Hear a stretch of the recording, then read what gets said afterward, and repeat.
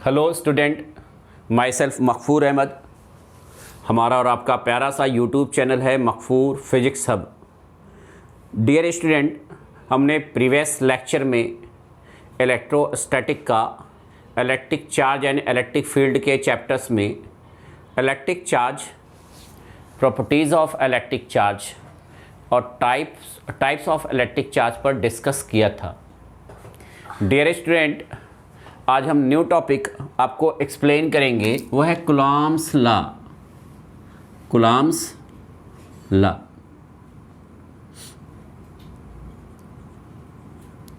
Electrostatic force के लिए Coulomb's law apply होता है। इसमें हम 2 पॉइंट चार्जेस लेते हैं डियर स्टूडेंट। एक पॉइंट चार्ज हमारा Q1 है और दूसरा पॉइंट चार्ज हमारा Q2 है, और ये एक दूसरे से स्मॉल r डिस्टेंस पर प्लेस्ड है। पॉइंट चार्ज का कॉन्सेप्ट क्या होता है, पहले हम आपको समझा दें कि ऐसे चार्ज पार्टिकल्स जिसकी साइज डिस्टेंस के रिस्पेक्ट में निगलेक्ट हो। साइज जो हो बेटा वो डिस्टेंस के रिस्पेक्ट में नेग्लिजिबल हो, तो ऐसे चार्ज को हम पॉइंट चार्ज कहते हैं। अगर चार्ज पार्टिकल्स की जो साइज है वो डिस्टेंस के रिस्पेक्ट में निगलेक्ट होगी, तो ऐसे चार्ज को हम लोग पॉइंट चार्ज कहते हैं। इस पॉइंट चार्ज के सेंटर से सेंटर पर एक फोर्स लगता है, इसके लाइन के अलोंग स्मॉल r डिस्टेंस पर प्लेस्ड है। ये पॉजिटिव चार्ज है, ये भी पॉजिटिव चार्ज है, तो इस पर बाहर की तरफ एक फोर्स लगेगा और इस पर भी बाहर की तरफ एक फोर्स लगता है। तो the electrostatic attraction or repulsion force between two charges is directly proportional to the product of charge। यानी कि चार्ज की क्वांटिटी को हम जिस रेशियो में इंक्रीज करते हैं, अट्रैक्शन और रिपल्सन फोर्स उसी रेशियो में इंक्रीज करता है। या चार्ज Q1 और Q2 को जिस रेशियो में डिक्रीज करते हैं, अट्रैक्शन और रिपल्सन फोर्स उसी रेशियो में डिक्रीज कर जाता है। प्रोडक्ट ऑफ चार्ज के डायरेक्टली प्रोपोर्शनल्स होता है रिपल्सन फोर्स और अट्रैक्शन फोर्स। सेकेंड पॉइंट है कि अट्रैक्शन फोर्स और repulsion force is inversely proportional to the square of distance. देखिए, अगर r को आप इंक्रीज करेंगे तो f आपका डिक्रीज करेगा उसके स्क्वायर के रेशियो में। अगर r को आप डिक्रीज करेंगे तो f उसके स्क्वायर के रेशियो में इंक्रीज कर जाएगा। अब दोनों को हम कंबाइन कर देते हैं, तो कंबाइनिंग इक्वेशन 1 एंड 2, इक्वेशन 1 और 2 को कंबाइन करेंगे तो हमारा हो जाएगा F proportional Q1 Q2 upon R square. अगर हम दोनों चार्ज पार्टिकल्स के बीच का मीडियम एयर, फ्री स्पेस या वैक्यूम ले लें, एयर हो, फ्री स्पेस हो या वैक्यूम हो, या तो एटमॉस्फेयर हो या तो वैक्यूम हो, तो ये जो प्रोपोर्शनलिटी कांस्टेंट है डियर स्टूडेंट, वो हम 1/4 pi epsilon naught Q1 Q2 by R square ले लेते हैं। यहाँ एप्सिलॉन 0 या एप्सिलॉन नॉट जो है 1/4 पाई एप्सिलॉन नॉट की वैल्यू एयर या फ्री स्पेस के लिए 9 × 10⁹ होता है। एप्सिलॉन 0 या एप्सिलॉन नॉट जो है डियर स्टूडेंट, ये electric permittivity of free space है। इलेक्ट्रिक परमिटिविटी ऑफ एयर और फ्री स्पेस है, electric permittivity of free space, electric permittivity of free space.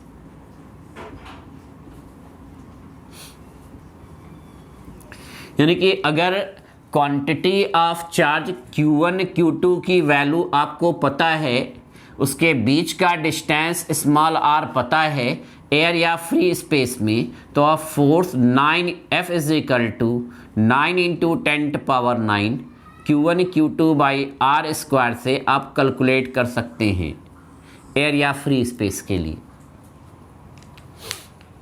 Q1 Q2 point charge particles की quantity है और R जो है वो दोनों चार्ज पार्टिकल्स के बीच का डिस्टेंस है। हाँ, अगर हम दोनों चार्ज पार्टिकल्स के बीच में कोई इंसुलेटिंग मीडियम ले लें डियर स्टूडेंट, दोनों चार्ज पार्टिकल्स के बीच में क्या कर दें, कोई इंसुलेटिंग मीडियम ले लें, दोनों चार्ज पार्टिकल्स के बीच कोई इंसुलेटिंग मीडियम कंसीडर कर लें डियर स्टूडेंट।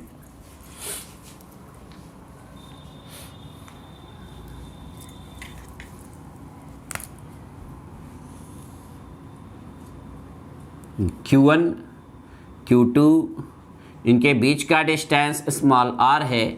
अगर हम इसमें कोई मीडियम कंसीडर कर लें और मीडियम का जो डाई इलेक्ट्रिक कांस्टेंट है K, capital K, insulating medium insert कर दें और डाई इलेक्ट्रिक कांस्टेंट क्या हो डियर स्टूडेंट, K हो, तो हमारा जो मीडियम में फोर्स होगा between two charges, electrostatic force, वो 1/4 पाई एप्सिलॉन हो जाएगा। एप्सिलॉन नॉट नहीं, 1/4 pi epsilon naught, epsilon Q1 Q2 by R square. ये एप्सिलॉन जो है इलेक्ट्रिक परमिटिविटी ऑफ मीडियम है और एप्सिलॉन की जो वैल्यू है वो epsilon not into K, capital की।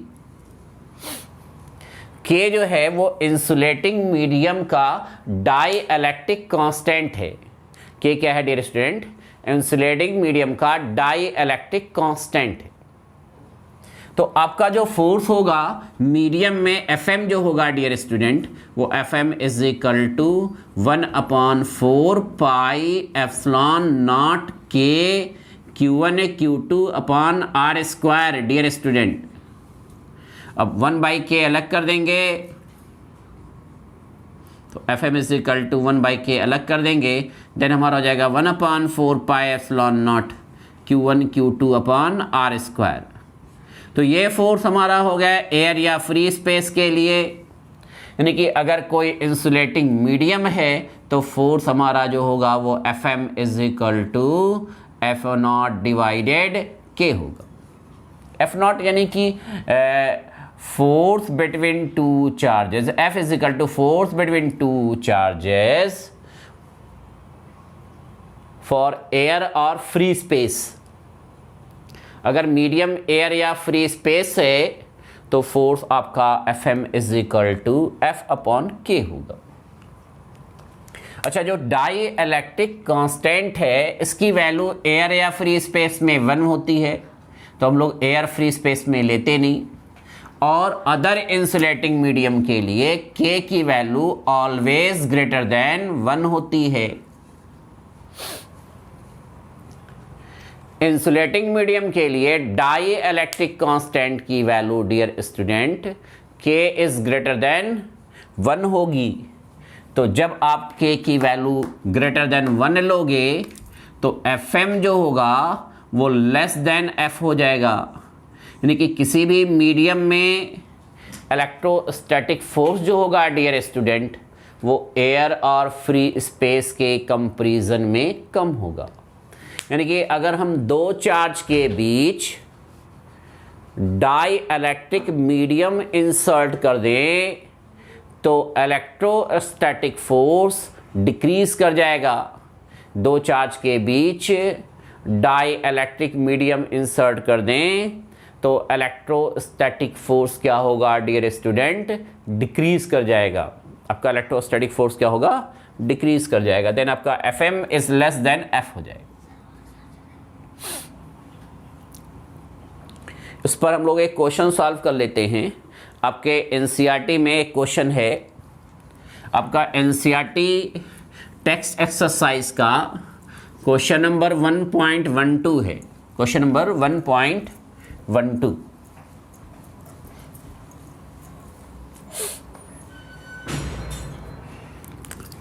तो एनसीईआरटी का जो डियर स्टूडेंट 1.12 है उसमें क्या कह रहे हैं समझ लीजिए।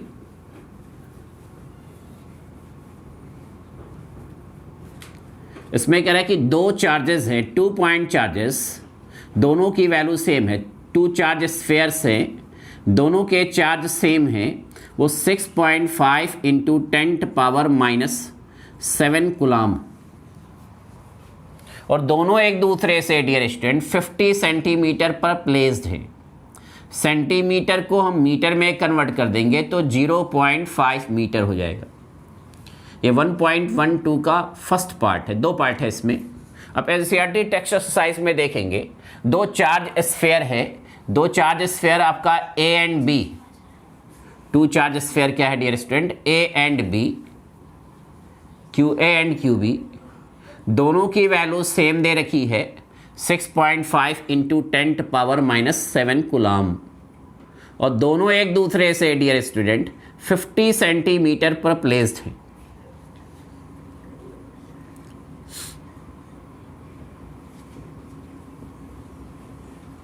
फिफ्टी सेंटीमीटर पर प्लेस्ड है, 50 सेंटीमीटर। कह रहे दोनों के बीच इलेक्ट्रोस्टैटिक फोर्स को कैलकुलेट करिए। तो इलेक्ट्रोस्टैटिक फोर्स जो होगा dear student, F is equal to 9 into 10⁻9 Q1 Q2 upon R square. तो 9 इंटू 10⁻9 आपका वही रहेगा, Q1 आपका 6.5 इंटू 10⁻⁻7 कूलम, Q2 की जो वैल्यू है डियर स्टूडेंट वो भी हमारा 6.5 इंटू 10⁻⁻7 कूलम होगा, और दोनों चार्ज पार्टिकल्स के बीच का जो डिस्टेंस है वो 50 सेंटीमीटर, यानी कि 0.5 मीटर स्क्वायर करेंगे तो 0.5 multiply by 0.5, decimal decimal cut जाएगा, ये हमारा हो जाएगा 13, डेसिमल डेसिमल कट जाएगा, हो जाएगा 13, -7 -14 प्लस 9 यानी आपका हो जाएगा -5, 13 स्क्वायर कर लेंगे तो 169, then force is equal to हो जाएगा 169 मल्टीप्लाई बाई 9 इंटू 10⁻⁻5। तो आपका हो जाएगा 9 9 जा 81, 1 कैरी 8, 9 6 जा 54, 8 62, 2 कैरी 6, 9 1 जा 9, 9 6 15 इंटू 10⁻⁻5। तो 1 2 3 यानी कि फोर्स जो हो जाएगा हमारा डियर स्टूडेंट वो 1.52 इंटू 10⁻⁻2 न्यूटन, 1.52 इंटू 10⁻⁻2 न्यूटन ये फोर्स आ जाएगा।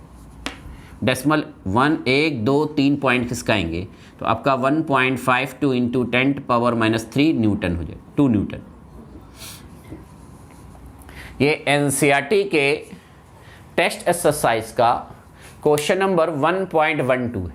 इसमें एक पार्ट और कह रहा है यदि चार्ज स्फीयर जो स्फेरिकल पार्टिकल्स है, जो स्फेरिकल चार्ज पार्टिकल्स है, अगर उसके चार्ज को 2 टाइम्स कर दिया जाए और डिस्टेंस को भी 2 टाइम्स कर दिया जाए तो इलेक्ट्रोस्टैटिक फोर्स कितना हो जाएगा। यानी कि अब जो आपका Q है डियर स्टूडेंट 6.5 इंटू 10⁻⁻7 कूलम, अब चार्ज को डबल कर दे रहे हैं और डिस्टेंस जो है वो हाफ कर दिया जा रहा है, तो पूछ रहा है कि फोर्स पर क्या इफेक्ट होगा, इफेक्ट ऑफ फोर्स पूछ रहा है, कह रहे फोर्स पर क्या इफेक्ट पड़ेगा, फोर्स कितना हो जाएगा। फोर्स आपसे पूछ रहा है। तो आपका डियर स्टूडेंट अब जो नया चार्ज है Q डैश ले लीजिए, Q1 डैश Q2 डैश दोनों आपका बेटा 2Q के बराबर हो जाएगा, वैल्यू रखने की जरूरत नहीं है, और नया डिस्टेंस R डैश जो होगा वो आपका R/2 हो जाएगा। पहले जो आपका फोर्स आया है आप ऐसे रख सकते हैं, F is equal to 1/4 pi epsilon naught Q upon R square, ये आपका 1.52 इंटू 10⁻⁻2 न्यूटन कैलकुलेट करके आया है। अब जब नया फोर्स कैलकुलेट करेंगे तो F dash is equal to 1/4 pi epsilon naught, charge double कर दिया पहला वाला, दूसरा चार्ज भी डबल कर दिया, डिस्टेंस भी हाफ कर दिया गया, चार्ज आपका डबल कर दिया गया और डिस्टेंस हाफ कर दिया गया, तो आपका हो जाएगा F dash is equal to 1/4 pi epsilon naught, ये आर स्क्वायर बाई 4 होगा, 4 ऊपर चला जाएगा, तो आपका हो जाएगा 16 अपॉन आर स्क्वायर, यानी कि एफ डैश जो हो जाएगा हमारा वो 16 1/4 pi epsilon naught Q upon R square हो जाएगा।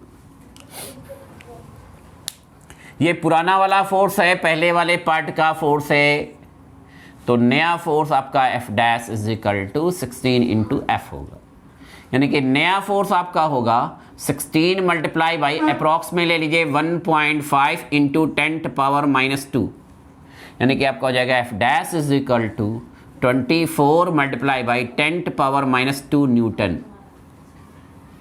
तो F dash is equal to 0.24 newton. यानी कि अगर आप चार्ज को डबल कर देंगे और डिस्टेंस हाफ कर देंगे तो जो फोर्स आपका 1.52 इंटू 10⁻² न्यूटन था वो फोर्स आपका बढ़कर 0.24 न्यूटन हो जाएगा अप्रॉक्सीमेटली। तो बेटा अगर हमें चार्ज पार्टिकल Q1 और Q2 पता है और उसके बीच का डिस्टेंस स्मॉल r पता है, तो हम कूलॉम्स लॉ से उसके मैग्नीट्यूड को कैलकुलेट कर सकते हैं। अब कूलॉम्स लॉ को वेक्टर्स फॉर्म में हम लोग पढ़ेंगे, फिर फोर्सेस बिटवीन मल्टीपल चार्जेस हम लोग पढ़ेंगे, principle of superposition next lecture में। तो बेटा ये जो टॉपिक आपको एक्सप्लेन किया गया है इस टॉपिक को एक बार प्रिपेयर कर लेंगे। अगर आपको वीडियो पसंद आती है तो लाइक और शेयर कर दें, और अगर आपने अभी भी हमारा चैनल नहीं सब्सक्राइब किया है तो चैनल को सब्सक्राइब कर लें, बेल आइकॉन प्रेस करना ना भूलें, जिससे जो भी न्यू वीडियो लेक्चर अपलोड करें उसका नोटिफिकेशन आपको मिलता रहे। Thank you.